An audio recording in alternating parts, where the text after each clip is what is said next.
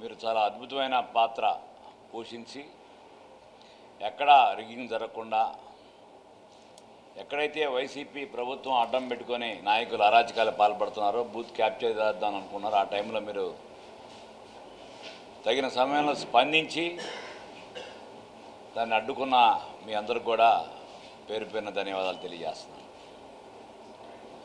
YCP ఈ రాక్షస ప్రభుత్వం అధికారం అడ్డుపెట్టుకొని పోలీస్ యంత్రాంగాన్ని అదుపులో పెట్టుకొని ఏ విధమైన అరాచకాలు చేశారో రాష్ట్రం అంతా కూడా చూసాం.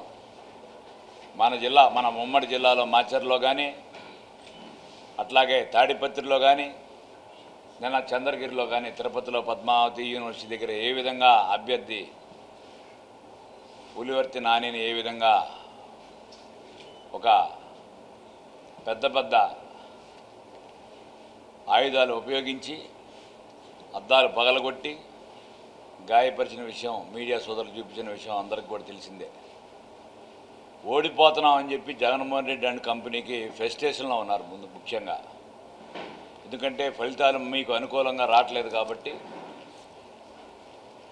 వాళ్ళు ఏ విధంగా అనుకూలంగా తెలుగుదేశం పార్టీకి పడ్డాయి కాబట్టి వాళ్ళందరూ కూడా ఏ విధంగా పోలింగ్ అయిపోయిన తర్వాత ఈ విధమైన హింసలు జరగడం ఇదే నేను చూస్తుంది.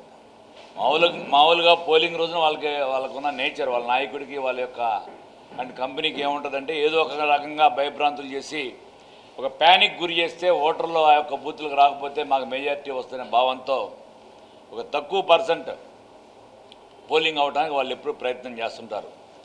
ఈ రాష్ట్ర ప్రజలు కూడా వీళ్ళ యొక్క అరాచకాలు తెలుసుకొని ఉదయం 6 గంటలకు వచ్చి బారులు తీరి ఈ ఎండలో కానీ పైన ఎలక్షన్ కమిషన్ కనీసమైన సదుపాయాలు కూడా లేవు, టెంటులు లేవు, మంచినీళ్ళు లేవు, గంటలు నిలబడి ఈ యొక్క ప్రభుత్వ వ్యతిరేక ఓటు ద్వారా బ్యాలెట్ బాక్స్లో వేసిన విషయం అందరికీ తెలిసిందే. అట్లాగే ఈ అరాచకాలు కూడా పెట్టలేకపోతున్నాయి. ముఖ్యంగా ఇది చాలా దుర్మార్గం. దీన్ని ఈ విధంగా ప్రతి దాడిని కూడా మేము ఖండిస్తున్నాం. ఇట్లాంటి దాడులు చేస్తే ఖబర్దార్, రానున్న రోజుల్లో మీరు తగిన మూల్యం చెల్లించుకోవాల్సి వస్తుందని చెప్పి ఈ మీడియా ద్వారా తెలియజేస్తున్నాను. అట్లాగే ఈ గుంటూరు పశ్చిమ నియోజకవర్గంలో గల్లా మాధవి గారిని, అట్లాగే గుంటూరు పార్లమెంట్ అభ్యర్థిగా పెమ్మసాని చంద్రశేఖర్ గారిని ఆశీర్వదించిన ప్రతి ఒక్క ఓటరు మహాశయునికి నేను పాదాభివందనాలు తెలియజేస్తాను. ఈ మహానుభావులు వచ్చి పెద్ద వయసులో 90 ఏళ్ళు 89 ఏళ్ళు వచ్చి లైన్లో నుంచొని ఆ వయసులో కూడా వీల్ చైర్లో వచ్చి వాళ్ళ యొక్క ఈ ప్రభుత్వ వ్యతిరేక ఓటుని ఏ విధంగా తెలియజేశారో మనందరం కూడా మీడియా ద్వారా చూసాం. వాళ్ళందరూ కూడా ప్రత్యేకమైన నమస్కారాలు తెలియజేస్తున్నాను. ఈ ఓటు ఆయుధం ద్వారా ఇప్పుడే రాష్ట్రంలో ఇదే ఫస్ట్ టైం ఇంత పర్సంటేజ్ ఓట్లు పోలవటం రాష్ట్రం మొత్తం మీద. దీనికి ఒక ప్రత్యేకత ఉంది. ఎంత ఓటు పోలైందంటే డెఫినెట్గా ప్రభుత్వానికి వ్యతిరేకంగా ఓట్లు పోలైనట్టే.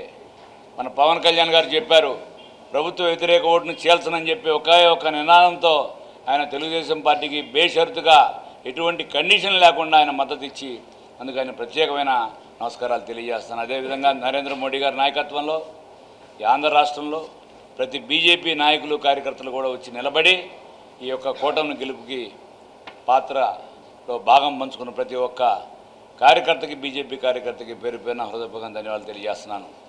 అట్లాగే ఈ యొక్క మీడియా ద్వారా రానున్న రోజుల్లో అతి తొందరలో 4వ తారీఖున ఫలితాలు విడుదలవుతాయి. ఫలితాలు తప్పనిసరిగా విడుదల అవ్వని తర్వాత చంద్రబాబు నాయుడు గారు ఆంధ్రప్రదేశ్ ముఖ్యమంత్రిగా ఇక్కడ ప్రమాణ స్వీకారం చేయబోతున్నారు. అట్లాగే ఢిల్లీలో నరేంద్ర మోడీ గారు 3వసారి మరలా ప్రధానమంత్రిగా ప్రమాణ స్వీకారం చేయబోతున్నారు. ఇది తథ్యం. దీన్ని ఎవరు ఎటువంటి అడ్డంకులను ఆపలేరని చెప్పి తెలియజేస్తూ ఈ యొక్క తెలుగుదేశం పార్టీకి, కూటమికి, జనసేన, బీజేపీ, తెలుగుదేశం సహకరించిన ప్రతి ఒక్క ఓటర్ మహాశయునికి పాదావందనాలు తెలియజేసుకుంటూ ఈ అవకాశం కల్పించిన తెలుగుదేశం పార్టీకి ప్రత్యేకమైన ధన్యవాదాలు తెలియజేస్తున్నాను. Thank you all.